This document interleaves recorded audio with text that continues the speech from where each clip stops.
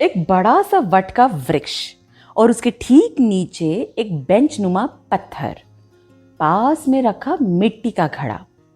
सोचते के साथ ही भारत की भीषण गर्मी में वो आरामदायक जगह जहां 2 पल का सुकून मिलता है याद आ जाता है। और उसी बेंच नुमा पत्थर की कहानी है होरेगालू, जिसके ऊपर आज हम चर्चा करेंगे। इसकी लेखिका किसी भी तरीके के परिचय की मोहताज नहीं है। सादगी भरा जीवन, चेहरे पर शांत मुस्कान, आम लोगों जैसा रहन सहन, पर सोच सबसे अलग, सबसे उम्दा। जी हाँ, हम पेशे से इंजीनियर और इन्फोसिस फाउंडेशन की चेयरपर्सन सुधा मूर्ति की बात कर रहे हैं, जिन्होंने ना जाने कितनी जिंदगियों में उजाला किया है। और उनकी ये किताब the old man and his God में कुल 25 लेख हैं और ये किताब 2006 में प्रकाशित हुई थी। ये सारे लेख ऐसे हैं जिन्होंने उनको किसी न किसी तरीके से छुआ है। ये कहानियाँ गांव से लेके शहर तक, झोपड़पट्टी से लेके बड़ी इमारतों तक, शांति से लेके प्रलय तक, उपकारता से लेके लालच तक, जिंदगी के हर रस की बातें बतलाती हैं। होरेगालू इसी किताब का एक लेख है और होरेगालू का मतलब है एक ऐसा पत्थर जो वजन उठा पाए।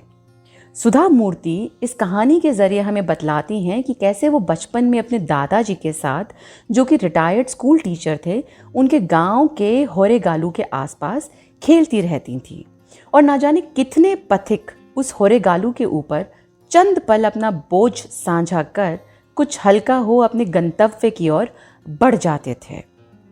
उनके दादाजी ने उन्हें समझाया था कि हर कोई इंसान अपनी अपनी जगह पर कोई ना कोई बोझ ढो रहा है और हर किसी को कभी ना कभी थमकर अपना बोझ, अपनी समस्याएं उतार कर आराम करना आवश्यक है।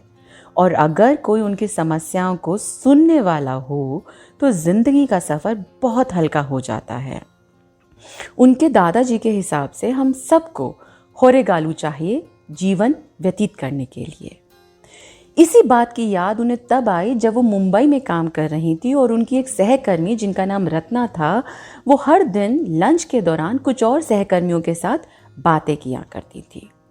और जब सुधा मूर्ति ने पूछा कि वो सबसे क्या बातें करती रहती हैं, तो रत्ना ने उन्हें बतलाया था कि वो सबकी बातें ध्यानपूर्वक सुनती हैं, क्योंकि हम हर किसी इंसान की ज़िंदगी में कोई ना कोई समस्याएं ऐसी होती हैं जो कि मात्र सुनने भर से सॉल्व हो जाती हैं। बस हम में से हर किसी को कोई एक ऐसा साथी चाहिए जो बिना कोई जजमेंट दिए, बिना किसी प्रकार के सोच लिए आपके साथ खुले मन से आपकी बातें सुन पाए। जहाँ पर ऐसा महसूस हुए कि आपकी बातें कोई सुन रहा है और दिलचस्पी लेके सुन रहा है, बिना किसी जजमेंट्स के सुन रहा है, तो हम में से हर वो इंसान वो पत्थर बन जाता है जो किसी और का बोझ अपने ऊपर ले लेता है, किसी को 2 पल का आराम दे देता है और उसका जीवन कुछ पल के लिए हल्का कर देता है। इस किताब के सारे लेख ऐसे ही दिल को छूने वाले हैं। ये किताब इनकी ज़्यादा पॉपुलर किताबों में से नहीं है। रीसेंट में इनकी बहुत किताबें आई हैं जो कि बहुत ज़्यादा पॉपुलर हुई हैं, बहुत बारी प्रकाशित हुई हैं, पर ये किताब के हर लेख काफ़ी उनकी निजी ज़िंदगी, उनकी निजी सोच को दर्शाते हैं कि कैसे सुधा मूर्ति एक आम इंसान होते हुए भी खास हैं। और यही बात इस किताब को और इसके लेखों को खास बनाती है। तो पढ़िएगा ज़रूर।